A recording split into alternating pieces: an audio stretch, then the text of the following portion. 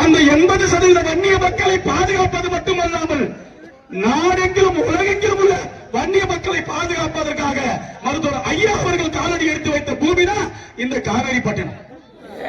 அப்படிப்பட்ட காவேரிப்பட்டினத்தில் எங்கே வன்னியர் அடையாளத்தை இளைஞர்கள் டி ஷர்ட்டாக அணிந்து வந்தால் இங்கே கட்சி வளர்ந்து விடுமோ, சமுதாயம் ஒன்றுபட்டு விடுமோ என்கின்ற பயத்தின் அடிப்படையில், அச்சத்தின் அடிப்படையில் இங்கே இருக்கின்ற அனைத்து கட்சிக்காரர்களும் நான் சொல்ற தெளிவா ஏன் கோயில் என்னுடைய குலதெய்வத்தை கும்பிடுறதுக்கு ஏன் டி ஷர்ட்டை போடுறதுக்கு நீ யாரா எனக்கு பர்மிஷன் கொடுக்கறதுக்கு?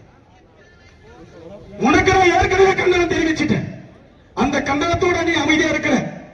இப்ப தெரிவிக்கிற கண்டனம் கையால் ஆகாத திருட்டு திமுகவினுடைய கைகுறிகளாக இருக்கக்கூடிய கேடு கெட்டு நாசனமா போய் சீரழிந்து கொண்டிருக்கின்ற 10 வயது குழந்தைகள், 10 வயசு 15 வயசு குழந்தைகளை வியாபாரத்துக்கு பயன்படுத்தி, என்ன வியாபாரத்துக்கு? கஞ்சா வியாபாரத்துக்கு பயன்படுத்திட்டு திருட்டு திராவிட கூட்டத்தை சேர்ந்த கபாடி பையன். அந்த பையன் ஒரு வாரத்துக்கு முன்னாடி பக்கத்தில் இருக்கக்கூடிய கிராமங்களில் போன் பண்ணி மஞ்ச சட்டையோட யாரும் வராதீங்க, வந்தீங்கன்னா வெட்டுவன் சொல்லி அச்சுறுத்தல் கொடுத்திருக்கான். இது உளவுத்துறைக்கு தெரிந்திருக்கிறது. உளவுத்துறைக்கு தெரிந்து கூட நீங்க ஏன் நடவடிக்கை எடுக்கல? ஏன்னா அவன் கஞ்சா விற்கிறான், மாமூல் கொடுக்கிறான். திருட்டு கல்லு ஓட்டுறான், மாமூல் கொடுக்கிறான். அபின் விற்கிறான், மாமூல் கொடுக்கிறான்.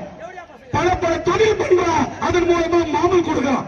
இப்படி மாமூல்களை வாங்கி வாங்கி நீங்க குவிச்சு வழக்குகள் அவனை கைது பண்ணல, ஓட விட்டு வேடிக்கை பார்த்தாங்க, போலீஸே காப்பாத்தி விட்டுச்சு. ஆனால் இன்றைக்கு பதவியேற்றிருக்கின்ற காவேரிப்பட்டினம் இன்ஸ்பெக்டர் அவர்களும் நமது கிருஷ்ணகிரியினுடைய கேவலமா தெரியுதா உனக்கு?